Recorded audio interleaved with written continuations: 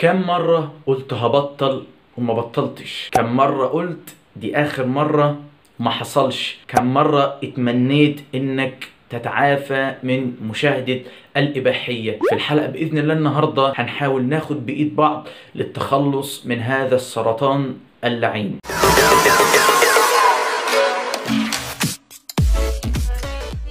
السلام عليكم ورحمة الله وبركاته. أهلا وسهلا بحضراتكم في آخر حلقة من سلسلة الطريق إلى التعافي من إدمان الإباحية.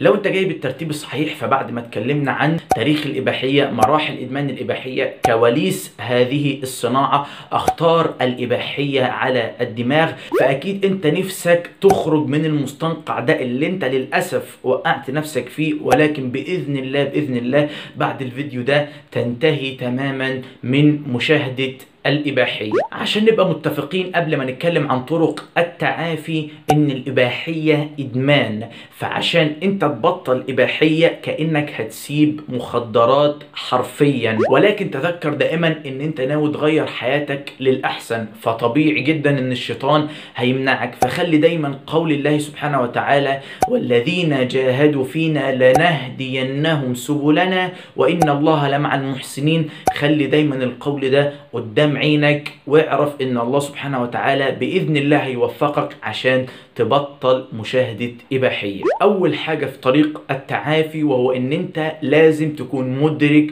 مخاطر الإباحية عليك وعلى صحتك، وكل ما تلاقي نفسك هتقع وتروح لمشاهدة هذه الإباحية، ذكر نفسك بهذه المخاطر اللي احنا اتكلمنا عنها في الفيديوهات السابقة، هسيبها لك في الاي اللي فوق وفي الديسكريبشن تحت.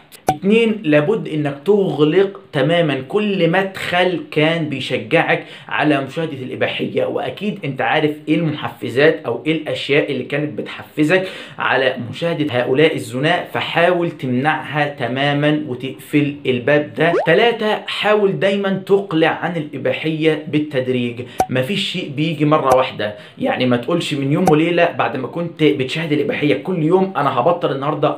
ده مش هيحصل، وممكن للأسف تنتكس تاني، ولكن بطل بالتدريج. فأولا حاول تمنع نفسك من الدخول للمواقع دي باستخدام أي تطبيق أو أي ابلكيشن، سواء على التليفون أو على البي سي عندك، إنك تمنع دخول المواقع دي. بعد كده بالنسبة للأفلام اللي أنت محملها على تليفونك، حاول تخليها في مكان بعيد عن الأشياء اللي أنت بتعملها على طول، يعني شيلها مثلا من الجاليري، حطها في ابلكيشن سري، بحيث تصعب دايما الوصول للافلام دي. مع كل فتره والتانيه ابتدي امسح منهم مجموعه لحد باذن الله ما يخلصوا تماما وتنتهي من مشاهده الاباحيه. خليك عارف ان احنا بشر، وان اي حد فينا معرض للانتكاسه بعد ما كان بدا في طريق التعافي. فافضل حل للتعامل مع الانتكاسه هو انك تعمل 3 حاجات مهمين جدا جدا جدا. ما تجلدش نفسك وتصاب بالاكتئاب والاحباط بسرعه،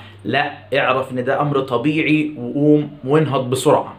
احذر انك تستهون بالانتكاسه دي، تقول هيعمل ايه الفيديو ده او هتعمل ايه الصوره دي، ده للاسف ممكن يرجعك اسوأ من الاول. حاول تستفاد من الانتكاسه بانك تعرف ايه المحفز او ايه الشيء اللي حفزك انك ترجع لمشاهده الاباحيه عشان تتجنبه في المرات القادمه. 5، حاول دايما انك تمارس الرياضه، جيم، كوره، سباحه، اي نوع من انواع الرياضه، لانها بتحفز افراز الدوبامين في عقلك بس بصوره طبيعيه زي ما اتفقنا. فده بيعادل افراز الدوبامين اللي كان بيحصل من مشاهده الاباحيه، فده باذن الله هيساعدك على انك تتغير للافضل وانك تنهي علاقتك بالاباحيه. 6، حاول دايما تشجع نفسك بمكافآت مستمره، يعني لو انت بطلت الاباحيه اسبوع، اسبوعين، شهر، شهرين، حاول كل فتره تشجع نفسك وتجيب لنفسك اشياء كنت انت بتتمناها، بحيث ان انت تحفز دائرة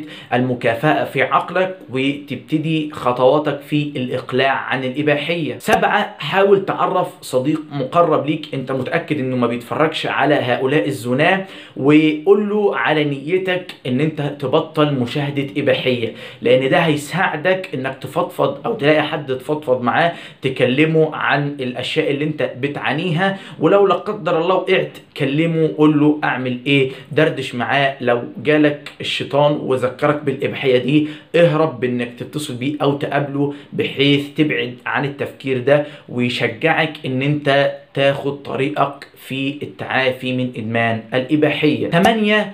احذر احذر احذر اوقات الفراغ. قال صلى الله عليه وسلم: نعمتان مغبون فيهما كثير من الناس، الصحة والفراغ. اوعى تسيب نفسك فاضي، لان ده اول طريق لمشاهدة الاباحية. لقيت نفسك فاضي، كلم زميلك، قوم اعمل حاجة مفيدة، غير مكانك، اشغل نفسك بأي شيء. المهم ان انت تخرج من حالة الفراغ، لان التفكير في الإباحية والتخيلات الجنسية هتجيلك في الفترة دي. 9.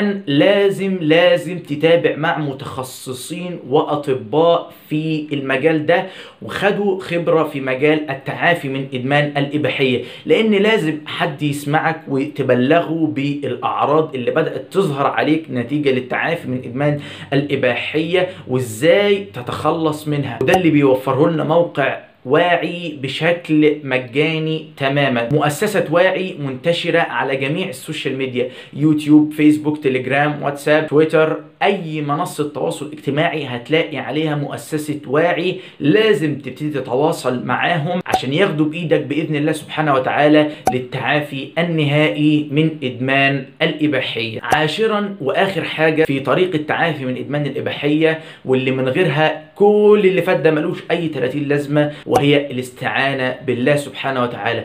خلي دايما علاقتك بربنا كويسة، خلي دايما في صلة بينك وبين الله سبحانه وتعالى. احد الشباب التائبين قال لي انه تاب بمجرد انه صلى ركعتين قيام ليل، وقال: يا رب انا نفسي ابطل السرطان ده، انهى علاقته بيه تماما.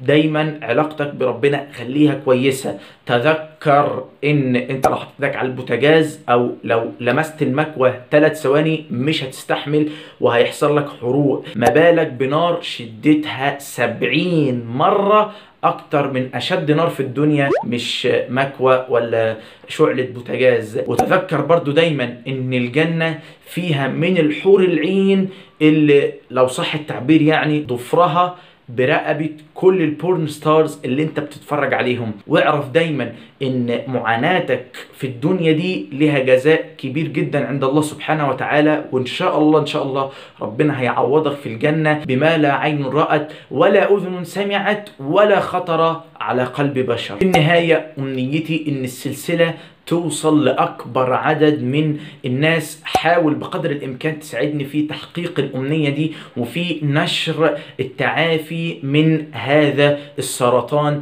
اللعين. وفي النهاية أختم السلسلة بدعاء المولى أن يجنبنا الفواحش والفتن ما ظهر منها وما بطن. اللهم يا مقلب القلوب ثبت قلوبنا على دينك. اللهم يا مصرف القلوب صرف قلوبنا إلى طاعتك. اللهم توفنا وأنت راض عنا. في نهاية الفيديو سبحانك اللهم ربنا وبحمدك، أشهد أن لا إله إلا أنت، أستغفرك وأتوب إليك.